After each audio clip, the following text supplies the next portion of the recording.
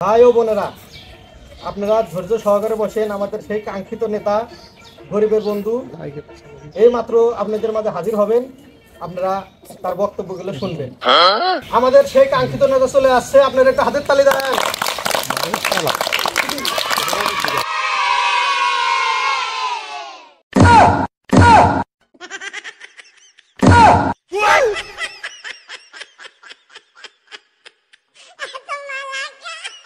ঠিক আছে, আপনারা সবাই ভালো আছেন তো?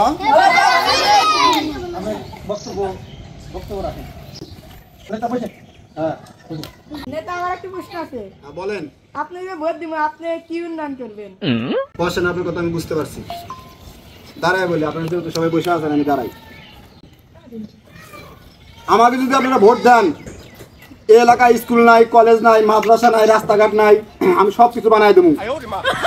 তারপরে এই এলাকার মা বোনেরা সবাই অসুস্থ হয়ে যায়, বিভিন্ন ধরনের রোগ ধরে তাদের, তারা নিজেদের শরীর পরিষ্কার করতে পারে না, সাবান নাই।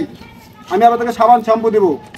এই সাবান শ্যাম্পু গায়ে না দেওয়ার কারণে বিভিন্ন ধরনের রোগ সৃষ্টি হয়, তার মধ্যে চুলকানি হলো অন্যতম। এই চুলকানি একটা মজার রোগ। যখন চুলকানি শুরু হয়, মনে হয় নরম চান্দের রসগোল্লা খাইতেছেন আপনি।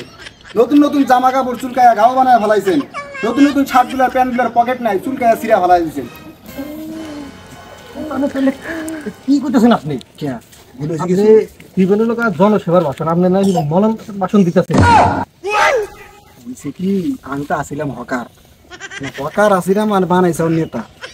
আমার তো হকারি ভাবটা আর যাইতেছে না। আমি ভাই কি এত কথা আপনি এক কাজ করেন, অসুস্থ কথা কয় একাইটা ওঠেন। ভাই ও বোনেরা, আসলে আমি খুবই অসুস্থ, ঠিক আছে? আমার ছোট ভাই স্বপন আছে। আমার আর যে বিষয়গুলো আমি কথা বলছিলাম, আমি সব দেবো তো আপনাদের, ঠিক আছে? আপনারা আমার ভোটটা দিয়েন। আমি একটু অসুস্থ, আমি আজকে বলতে যেতেছি, ঠিক আছে? পরে আবার একদিন আসবো ইনশাল্লাহ। সবাই ভালো থাকেন, ঠিক আছে?